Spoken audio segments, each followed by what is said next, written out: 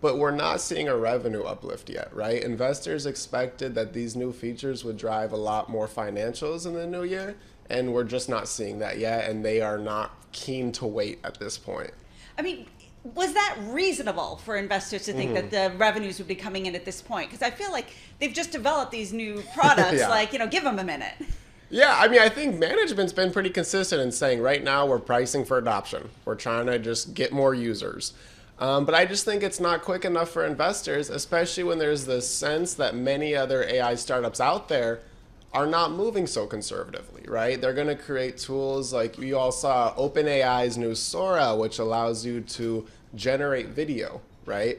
Something like that gave investors a lot of anxiety because they said, whoa, are people even going to need to pay for Adobe's tools if this becomes mainstream? Right. So that's where a lot of this anxiety is stemming from. So also, don't they need people like me who's not use it for free and come in and pay for stuff? How are they going to, like, aside from the AI conversation, how are they going to make me, who wouldn't know Adobe if it hit me in the face, come in and start to pay for some things? Yeah, so I mean, their primary user base is the kind of creators, graphic designers, The fancy movie people. studios, right? They are increasingly trying to break into people like you and me who might need to every so often, like, edit the margins on a photo or recolor something. And so they've invested. Help Kate Middleton. I mean, it's a whole thing. Right, exactly. If they had a more unscrupulous marketing department, I'm sure they would have leaned into the whole Kate Middleton. Oh my God, yeah. Don't do what she did. Use our services. Yeah, Good if call. she had Adobe Firefly, that never would have happened. That's pretty funny. Yeah, so yes, I mean, they have invested more in trying to get average users using their stuff. That was a big cornerstone. I don't know if you all remember, they tried to buy this company Figma for $20 billion.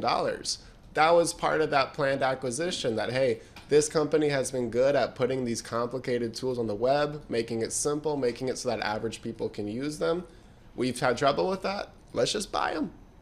That's an interesting idea. But I guess I want to get your take on the bigger picture here. So in the long term, AI, do we really need Adobe software? I mean, is this the tale of a buggy whip manufacturer grasping at the last straw when the whole technology has moved on? Yeah, and there was this rare candid moment on an earnings call last night where they kind of had this argument a little bit, right? Some of these Wall Street analysts said, we understand that in the near term, people will need Adobe's tools to edit the video, edit the photo. In the long term, are you going to get displaced entirely? Management pretty much said that you will always need something to, you're not going to generate a whole video just with a prompt and publish out there. I think the quote the CEO used was, the next Oppenheimer is not going to be created with a prompt. But it's an open question, right? As the decades go on, the current format of Adobe's tools, which is, these kind of heavyweight applications on the desktop, think about like Photoshop, video editing, picture editing. Will these formats really still exist once you can generate so much more media with a prompt? But, I have two schools of thought on that. Like, one, people who want to do that, they want to do that. Yeah. Like, they're creative people that enjoy it. They don't want to just put in the word flower and, like, get a picture, right? However, do they have tools where you can put in the word flower and create a picture? Like, are they working towards that?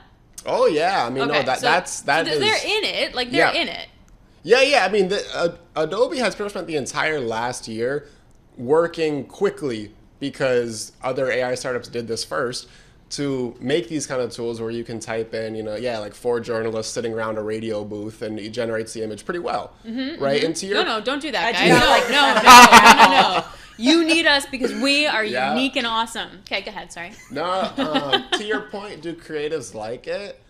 It gives them some anxiety, no doubt, but they need to get paid, right? And at the end of the day, if the bosses are saying that, hey, this is a pretty good tool, we're going to be able to create things faster, the incentives are all there. I mean, I don't think the idea that people are anxious because AI might replace their jobs could reduce the adoption of it. I don't think that will be really a prohibitor here.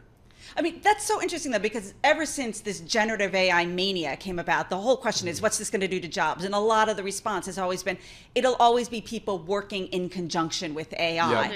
But the thing that makes me think about your Oppenheimer comment that was made on the call, I think that's a very telling comment, because that Academy Award went to the one person, not the one person in Hollywood, a prominent person in Hollywood who champions the old school way of doing things, shooting things just on film. And so that kind of leads me down this path of thinking, yeah, the Adobe software might stick around for a while, but it might just become very niche or something for a very specified sort of area of use, whereas the rest of the world is just going to move on with doing things with a couple of prompts. Totally. And the big question is, like, will companies reinvest, right? Because these are labor-saving technologies. Will it be that, hey, I'm able to do more with each person so we can expand the scope of what we do? Or are we going to do what we currently do work-wise with less people and just save a bunch of money and employ less? And I think we're deluding ourselves if we don't think that companies are just going to cut labor. At least some of them will.